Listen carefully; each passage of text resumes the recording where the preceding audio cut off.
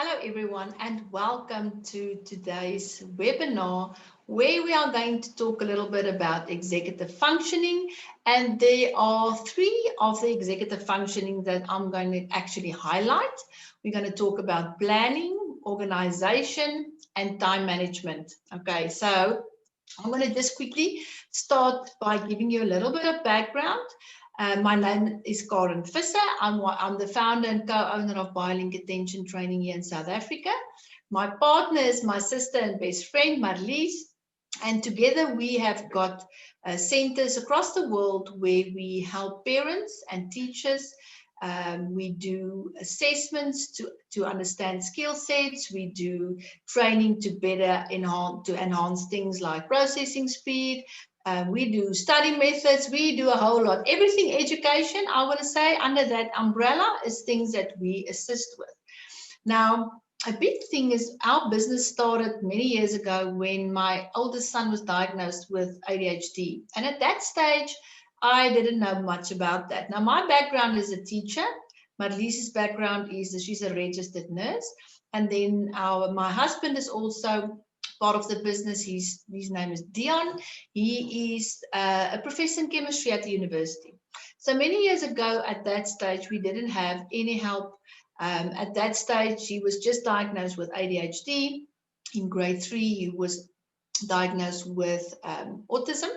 And that's actually how our journey started, with our son trying to first help him and then going over and then starting helping other people and children as well. One of the things that I have found with anything out there is that you can have a service, like for instance, teach extra classes in reading or maths or things like that. But parents need support a whole lot more than we can imagine, because parents come to me, they always ask me, but what can I do to help my child? And my answer is always the same. If you want to better help and understand your child, you need to understand yourself. So the better you educate yourself on different topics, the better you are going to be able to assist your child. Now, one of these things, especially in South Africa where we are situated, executive functioning is a very foreign topic. A lot of teachers that I speak to, when I ask them, about this, they would look at me and don't know what it is until I start talking about the different skill sets and how this actually intertwine with each other. Now, so if we look at what executive functioning is, the short and the long is that it's the management system of our brain. And this is actually the skills that you and I need. And it doesn't matter if you are 4 or 5 or 10 or 20 or 50 or 70 years old.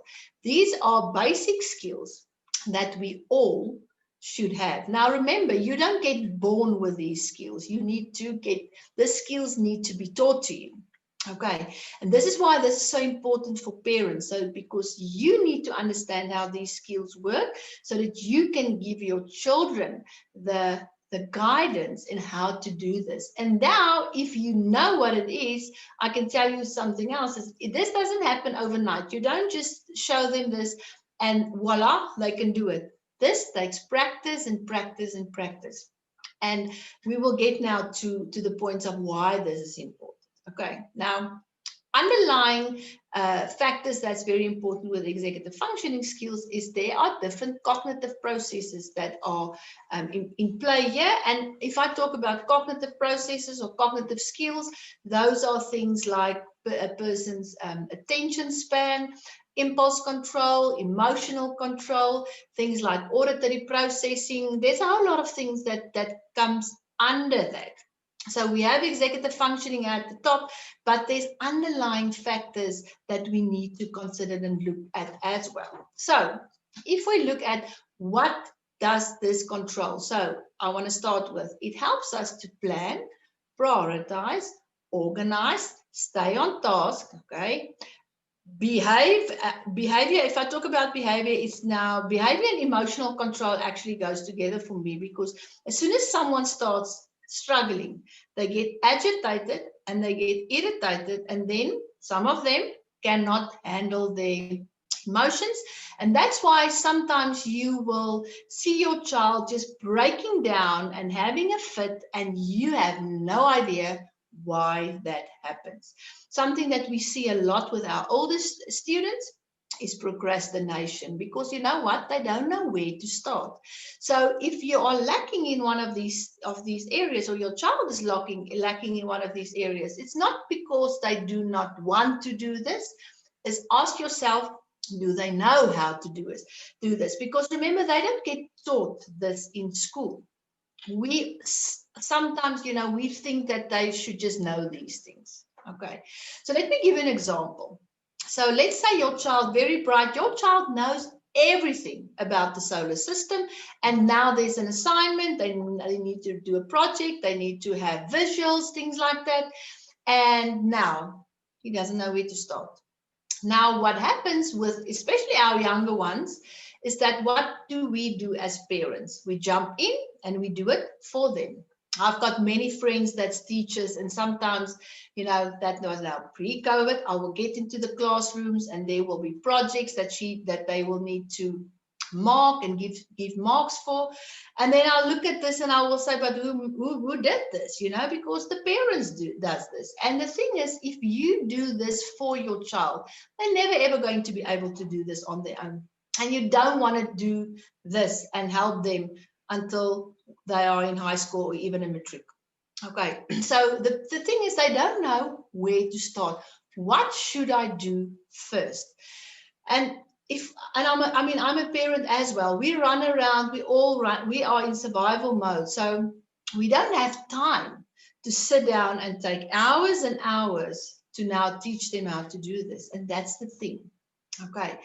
So they don't know where to begin. They don't know what should happen in the middle and the end. Something that they really, really struggle with a lot is they cannot estimate how long it's going to take. So what do? They either just don't do it and they leave it until the end, and then it becomes the parents' problem. Okay. And then, in the end, it looks like they can't do it, but they do. They do have all those knowledge in their heads. Excuse me. Okay. So why are these things important? Why are we hammering so much on this? Because you know what? It's going to make your life and your child's life so much easier.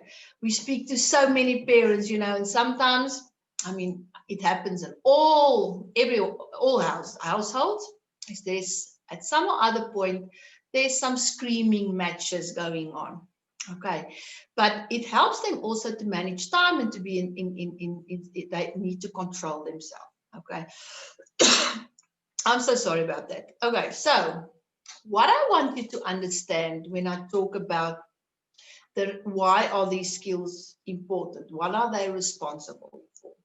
If I look at executive functioning, and let's look at the list: planning, organization, time management, attention, working memory, being able to be in control.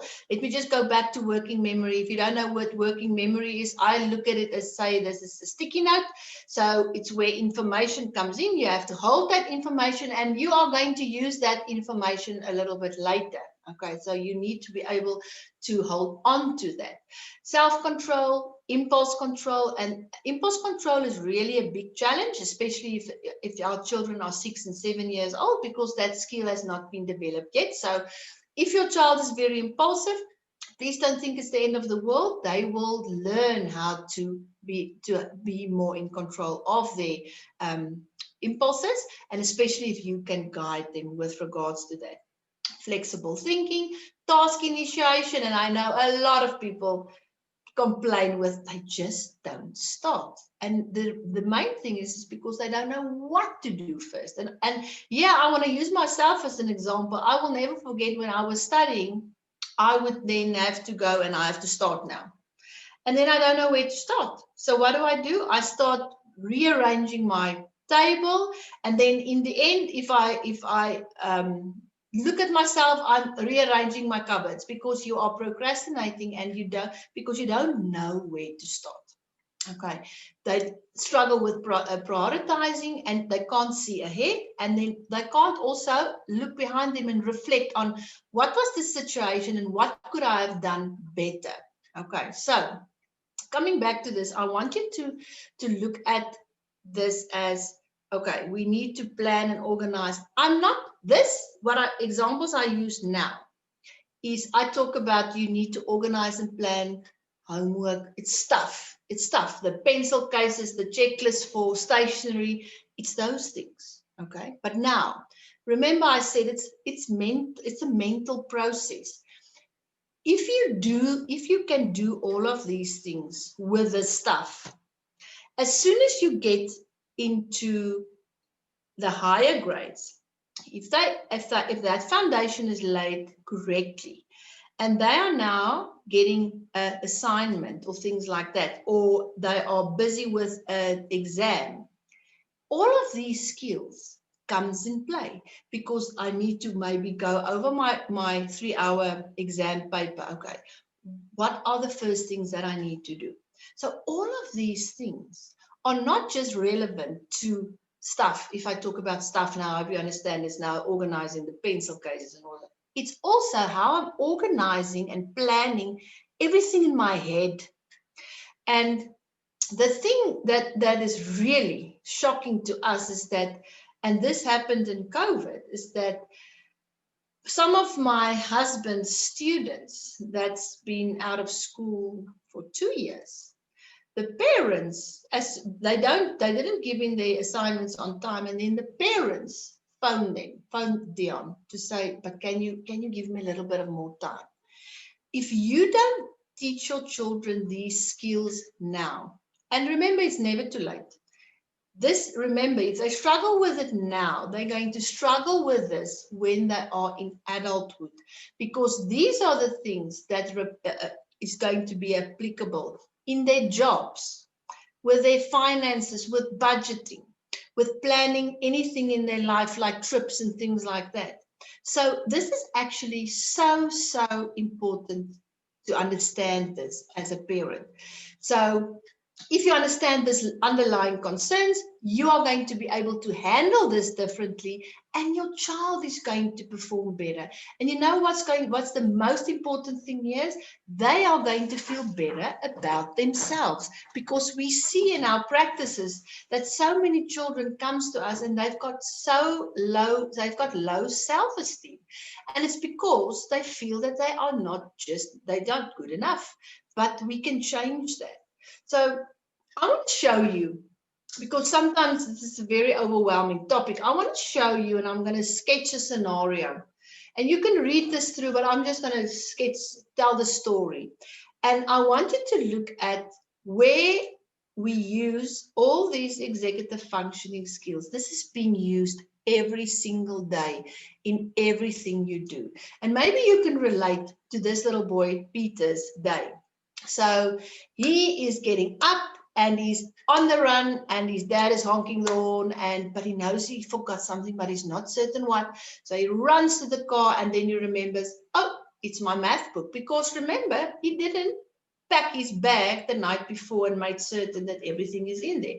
Everything was scattered around the room. Okay, so now he runs back, and then he picks up the math book, but now the lunchbox that was in the other hand is left on the table, and whoop, he runs to that. Okay, comes at school and remember, oh, I forgot my lunch box.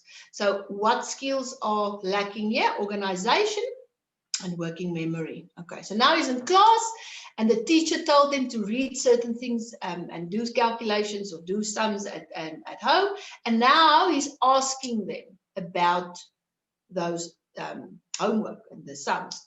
And now he doesn't know, because he maybe forgot to do the homework, or he only completed half of it. Okay, and then we get to break time. He was just praying for break time, and now he's all over the show. He's running from person to person, and he's irritating everyone because he cannot sit still. Okay, so there's no self-control. Okay, and he talks too loud and too fast. Okay, I think there's a lot of people that say, oh, that's my son, that's my daughter. Okay, so now we're going to cricket practice. Lovely.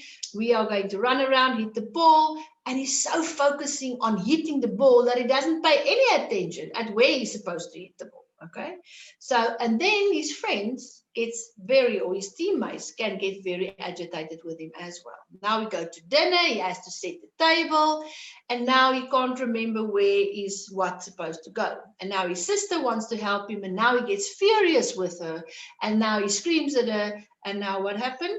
No self-control, fighting. Okay, now we go to homework, and he just, after, he sits down to do his homework, but he doesn't know where to start. Okay, and he knows there's a lot of things that he needs to do, and in the end, he just doesn't do anything. Okay, and then late at night, he starts on something, but he's not going to complete it, and he just gives up. We see this so often. So I hope with this illustration, and you can watch the recording afterwards, but can you see that throughout a day, you are using these executive functioning skills every day? And not your children only. Think about yourself. So think about yourself and how your life looks like, or a day in your life, and think of the things that you are struggling with, but now you're going to have a name for it. Okay, and the great thing about this is if you understand this, you can change this. So what are we going to talk to about? Remember, this is one of the two-part series. So today I'm going to talk about planning, organization, and time management. Next week, Thursday, I'm going to talk about attention, working memory, and self-control. Okay, so let's look at planning. Why should we plan? And remember now, if you are an adult and you know that this is a lack, maybe your parents didn't taught you how to do this, and maybe their parents didn't taught them that. So remember, you don't know what you don't know. So planning, it helps us to get into routine, to get positive habits. I always tell people, start doing this at a very, very young age, because if you teach them this is how it works, forever in their life, they're just going to think, but this is how it works. Okay. And it helps us because a lot of children really, really, really struggle, and parents, to set goals. Everyone can talk about goals and how important goals are, but people don't set goals, number one, because why? They don't know how. Okay. And then the other thing is why, if you reach these goals and you complete tasks, you're going to feel better. So I want to show you here, and I'm going to give you examples. So if we look at, we need to teach our children to set SMART goals. Now remember, this can be, let's talk about schoolwork. This can be now to study for a test, or to maybe do an assignment. It can also be when you're an adult, when you are working and you've got assignments and deadlines and things like that. And you can also do it for yourself. So let's look at the SMART. Your goal needs to be SMART. Okay, so it needs to be specific. We must be able to measure it. It must be achievable. It must be relevant and time bound. So I want to give you an example of us women. We always struggle with this. So let's say, for instance, we want to lose weight. Okay, this can also apply with a child that wants to better school marks. Okay, so number one, you need to say, I want to lose 10 kilograms. You're going to teach your child, okay, I want to, and this is important what I'm going to say now, because if you never done this before, you need to do this right, because we see a lot of parents and a lot of children doing this wrong. So let's say, for instance, your average marks for maths are 50%. So you want to get 80%, but a SMART goal is not going to be to write down 80%. A SMART goal is going to be, okay, my average was always 50, so let me try for 55. Okay, you need to be specific.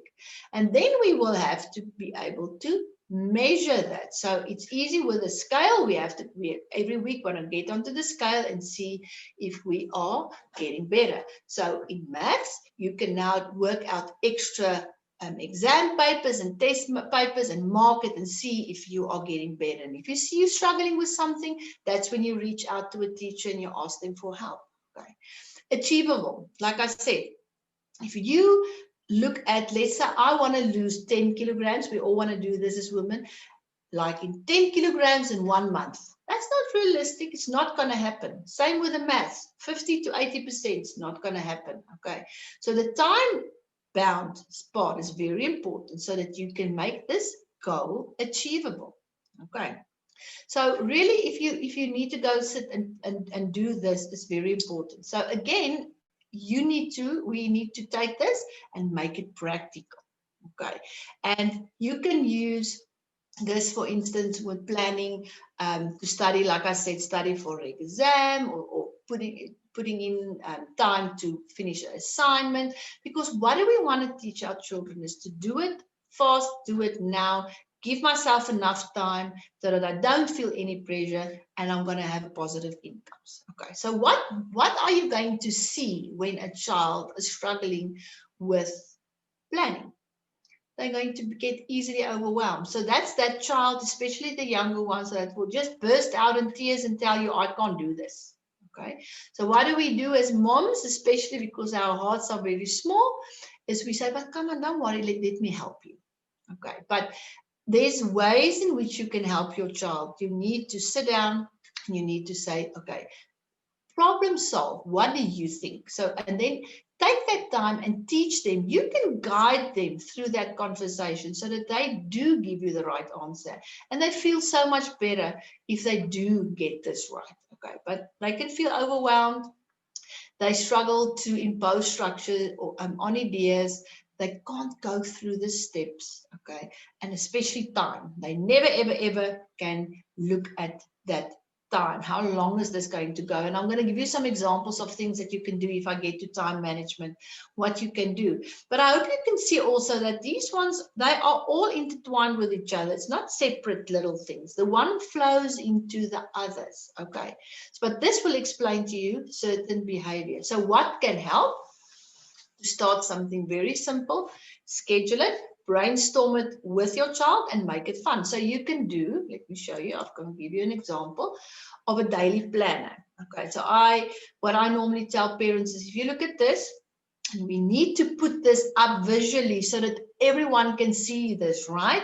So this is something that you can do for next year, for instance, is to go and say, okay, what are the things that my child is going to do where the times are the times are there, I can't move it. So here you can now say, let's say for instance, on a Monday between 2 and 3 o'clock, he's got maths extra classes. On a Tuesday between 4 and 5, he's got cricket practice. So you go and you put into, and I would suggest you do this in half an hour slots. You can even do this in 20-minute slot, 20 minutes 10, 20 minutes 10, to take you to an hour, to give them a little bit of a break. So this is just an example of what I'm trying to say, is that schedule it, plan it, okay? And then as soon as you, and remember, you do this with your child. They need to sit with you. And so many parents, when we do this at our centers, then realize, but they are doing so many things, there's no time for homework. There's no time to study even for a test. And that is also important. I mean, well, they are in school to learn, okay? The sport is important, yes, but to overdo it is not a good thing. So a lot of times parents, when they just do this exercise, just plan this, is when their eyes open and then they realize, I'm overscheduling my child, okay? So let's look at organization. And again, remember now, to talk about organization, I want you to think about the stuff part. We're going to do that, but also the mental part, because those skills are going to overflow to what we are going to start doing in our head. Okay. Something that I really advise people to do is that if your child has got his own room, or maybe even not, but there needs to be a place where they do their homework, where everything is organized. So, because there must be things like a checklist where they need to organize.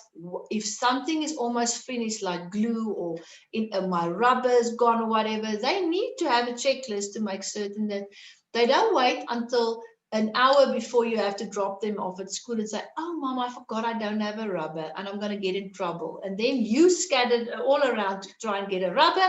And in the end, you guys are just having a fight. Okay, but get a space, get a checklist of everything that's going to happen at that area. But now it helps them to know where to begin, understand a sequence, problem solve, and then go through this. Okay. And again, in a time. So something that you maybe can try at home is, let's talk about an oral. Your child needs to prepare an oral. And we see this.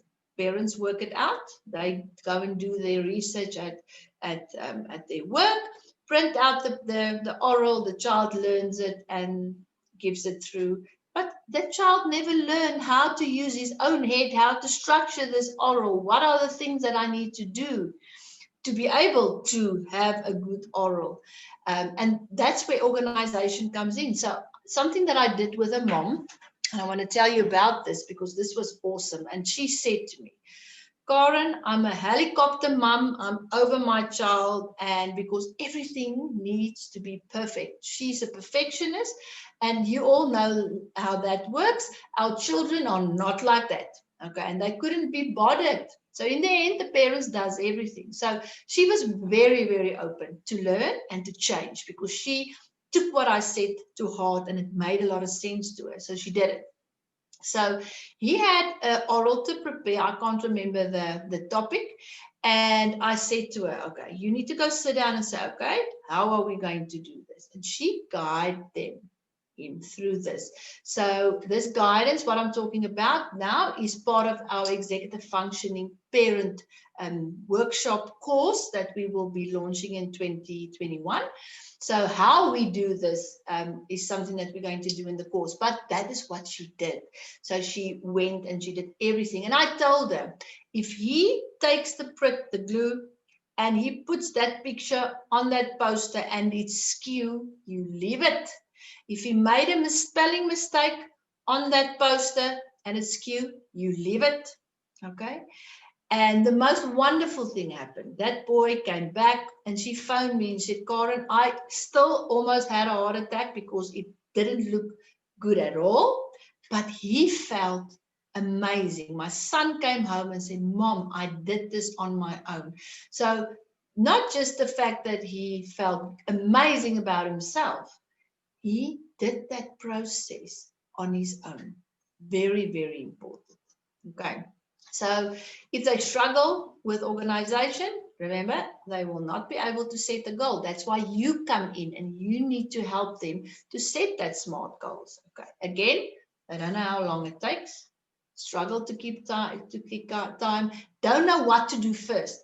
And this is so important, especially if they are growing and they go to high school, where sometimes the exam papers and the test papers are longer than the time that they are given. So now they need to plan and organize and see, what am I going to do first? What are the first things that I'm going to do? And they struggle with that. And that's why, again, like I said, organization takes time and we need to practice and practice. Okay. And then they are not good at making decisions. They don't know what, because some of them are just too scared because they are so used to failing that they'd rather just don't do that. So how can I help? Help them to organize their time and organizing their material. Okay. So very important. Okay. So yeah, is some templates that we use, for instance, and this is important, like I said, for all ages. I mean, if we go on holiday overseas, and I've always got a checklist, because I must make certain that everyone that's going overseas has got a prescription for if someone gets sick. There's so many things. So a checklist, even though it starts with stationery or what I need to put in my backpack, it's going to end up, when they are big and adults, in other things that they're supposed to do. Okay. So, but this just helps them to get their head into that space of, what do I need to do first? And remember, as soon as they start doing this and practice, it's going to happen automatically. Okay. That's the wonder of our brains. So let's look at time management. And I think a lot of parents, we all struggle ourselves with time management, because sometimes we are, I know me, I normally have a problem with this, is I can't decide. Everything is important, But it's that when you have to look at what is important and I need to do it now. But a lot of parents struggle with that. And the thing with time management is not just, like I said, it's not only one thing. Okay. And for time management to be very effective, they need to understand how to prioritize things. Okay. And again, you'll see, estimate how long it takes. So I've got an exercise that I'll share with you just now. Okay. So why is this so important? It's because we need to help them to be able to know how long it's going to take, because I need to estimate how long I need to give myself so that I don't lose focus, but I also meet my deadline and feel good about this. Okay, so let me just go to the behaviors. And we all see this. This is the people or the children, they are always late. Everything is always turned in late, always rushing, always not on time, can't decide. And then remember, if you don't know what to do, what do? You do nothing. And what is that? That's procrastination. Okay. So how can you help at home? You can make time management fun. And now that how you do that is to sit down as a family and take some charts and say, okay, let's manage our time. Who's going to do what? Especially if you've got more than one child that's got more than, they're all doing different sports, they're all doing extramurals. Maybe you are working. So you need to keep your ducks in a row. Okay, it helps them to measure time and stay on task. And like I said, this helps you as a parent to guide your child to see that you don't overschedule your child, because we see that very often. Okay, and remember, as soon as a child and an adult, as soon as you are organized, everything just happens. Everything makes sense. There's no stress. Okay, this is something that I want you to try. Okay, and if you want, we can send you some of this templates to use now, and it's also available in our support group. This is steps that you need to help them follow, and this is an exercise that you can do. So this can now be for an assignment, baking pancakes. So I want you to do something fun, to say, okay, we are going to bake pancakes or a cake or whatever. So this is going to, remember, something visual helps your child to understand what's the steps that we need to take. And the first thing that you can do is go and ask your child, how long do you think it's going to take to bake a cake? Because they have no idea. Now I've got a grade 2 boy, and especially in lockdown, they had to do, and we were all, remember that month where we were all homeschooling. And I know all parents struggled. And I mean, the last thing I wanted to do, everyone was saying, but you're a teacher. And I said, no, I'm not a primary school teacher. I'm a high school teacher. And you know how it is. Our children don't want to do this with us. So it was normally a fighting issue. So what I did was I sat with him and I said, okay, we need to do maths and Afrikaans and English and LO. We need to do all of that. So and it takes us about 30 minutes to do all of this. So when do you want to do what? Now, he's 7 years old. He doesn't have any knowledge of how long it takes or anything. So what I did was I took a timer and I said, okay, so we're going to do maths now. So how long do you think it takes us to complete this 10 sums? And then he would say something and I would say, okay, let's see. And we would start. And normally he was underestimating the time because, like I said, remember, if they're small, it's difficult. This is a difficult concept for them to understand. But as we were sitting with a timer, he could feel and see, but actually to do 10 sums will take me more like 45 minutes, for instance.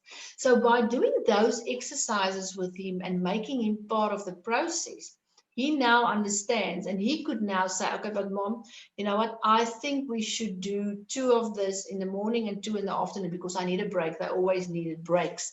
But the point I'm trying to make is that you need to help them to understand the different steps that there are and always put the time in those sequences in and make them experience that. That's why I don't know if any of you, when our children are in grade 1 and grade 2, we get that one. And the thing is, they do this. Tell me if I'm wrong. They do this exercise. I know in this grade 2 year, we only had this done twice in homework.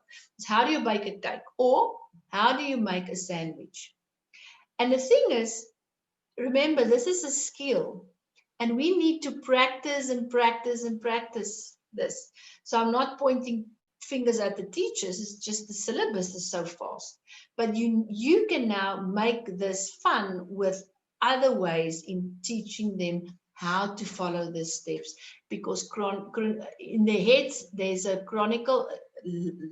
way in which the order is going to follow, and they need to in their head be able to do that. I hope this makes sense to you. So this is the conclusion of this. Executive functioning is so important. We are so excited to teach this to parents. And I promise you, if you just try one or two of these things, it can really make a big difference. And remember, if you understand these skills, you are going to look at the situation totally different, because now you understand it. And if you understand it, you make different decisions. I hope you enjoyed this presentation. Remember to watch out for part number 2. So I will then see you then, where I'm going to talk about working memory, attention, and self-control. You have a great day. Bye.